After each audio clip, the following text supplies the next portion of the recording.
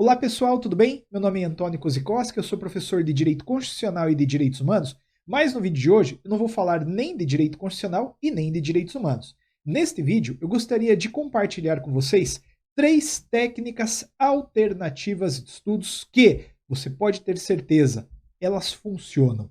A ideia deste vídeo surgiu lá no meu Instagram. Um dia desses eu fiz uma postagem aleatória para explicar essas técnicas que eu realmente considero eficazes, e aquilo gerou um interesse de grande parte dos meus seguidores, das minhas seguidoras, então decidi compartilhar contigo aqui no YouTube de forma diferente. Vou explicar de forma mais aprofundada essas 3 técnicas alternativas de estudos.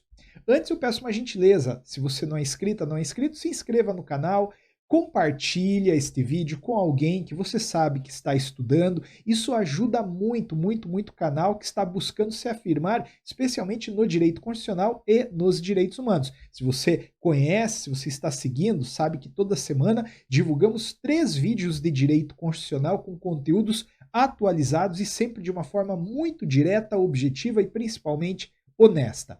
Mas, Antônio, quais são as 3 técnicas alternativas de estudos? A primeira delas é, inclusive, a que eu acho mais interessante. Vai por mim, alterne os seus locais de estudo. Olha, todo mundo fala que para estudar bem, com rendimento, é necessário ter um lugar específico, organizado, com os livros, os cadernos, as canetas. Eu concordo com isso, sem sombra de dúvidas. Estudar no lugar apropriado, sem barulho, organizado, favorece. Só que favorece até um certo ponto.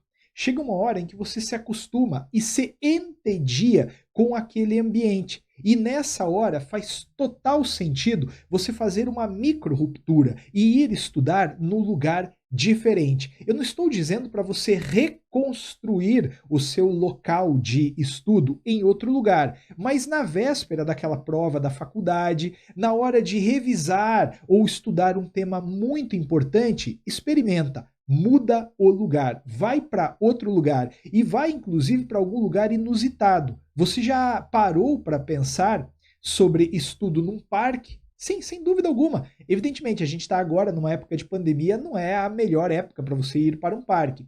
Mas quando tudo passar, faça isso, experimenta, pega um domingo, leva teu material de estudo lá para o parque, senta embaixo de uma árvore, coisa bem bucólica, e começa a estudar. E claro, não é só parque. Vai estudar numa biblioteca. Se na sua cidade tem uma biblioteca pública, obviamente, respeitando aí neste momento de pandemia as regras de distanciamento, vai para lá. O ambiente, ele vai te favorecer. A mudança do local de estudo, sem dúvida alguma, vai te favorecer. Se você já fez isso, comenta aí embaixo que eu quero ouvir.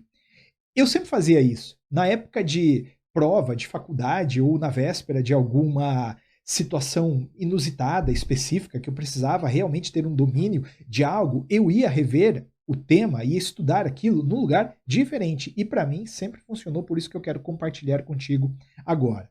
Outra técnica muito importante. Relembre em voz alta o que você acabou de estudar.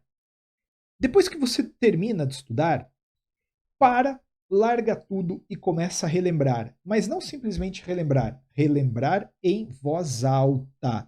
Por quê? Porque se você pensar sobre qualquer coisa, simplesmente pensar, a construção das ideias vem de uma forma na tua cabeça. Agora, quando você tem que fazer isso que eu estou fazendo aqui agora, falar, puxa vida, isso exige um engajamento do teu cérebro maior, porque você tem que ordenar tudo, você tem que organizar o tom de voz, a modulação da voz, a ideia. Você tem que falar como se você estivesse falando para um público. Acredite, neste momento, você se força a aprender.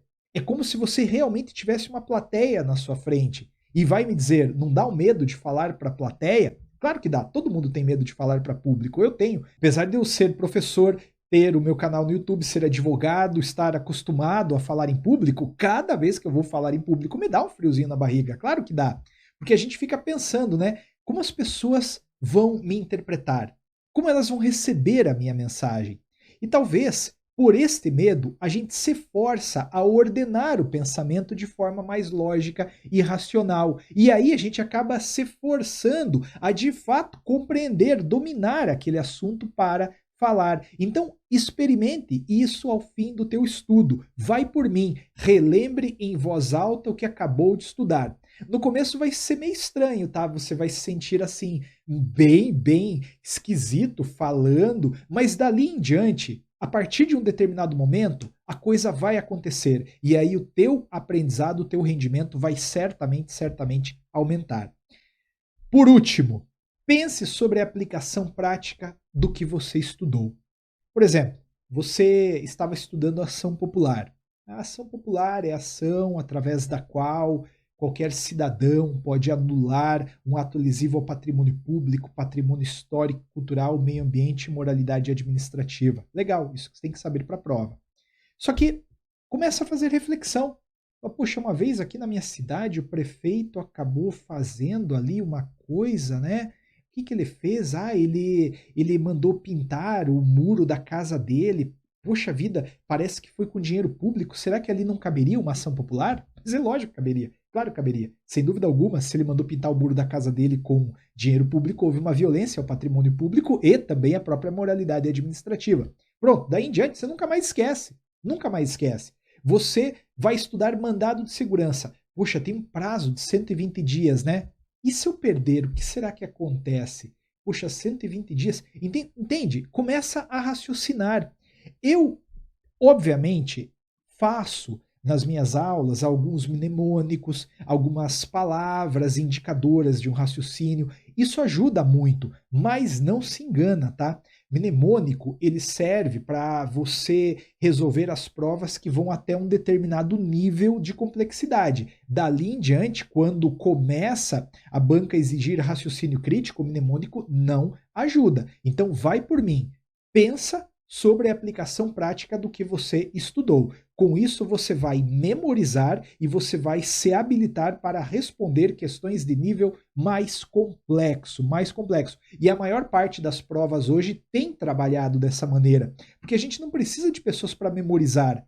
Não precisa mais, numa atividade profissional, você memorizar. Só você dá uma gugada ali e você vai achar o conteúdo. Agora, o que é necessário é saber aplicar aquele conhecimento. Por isso, as bancas já estão migrando para modelos de avaliação diferenciados, nos quais a gente não se preocupa apenas e tão somente com o conteúdo, mas com a forma de aplicação daquele conteúdo. Então, pensar de forma crítica sobre o que você acabou de estudar, sem dúvida alguma, é uma boa técnica. E olha, é uma quarta dica meio bônus. Eu posso falar sobre isso num outro vídeo, se você se interessar, mas de largada, dá um descanso para a sua caneta de grifar texto. Acredite, a forma mais ineficaz de estudo é grifar. Chega uma hora que você está grifando.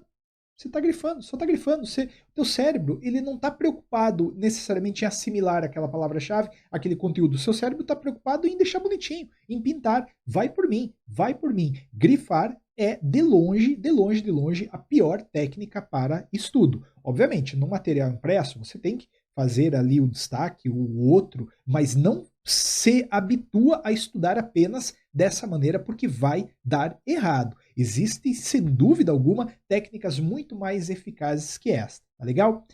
Se esse vídeo fez sentido para você, deixa seu comentário, diz o que você achou, me fala da sua dificuldade, a gente pode, quem sabe, juntos se ajudar, não é verdade? Espero que você acompanhe o canal, te convido aí a seguir e te agradeço, você que está há tempos também acompanhando o meu trabalho, acompanhando os meus vídeos. Tudo de bom para vocês? Até o próximo vídeo de Direito Constitucional.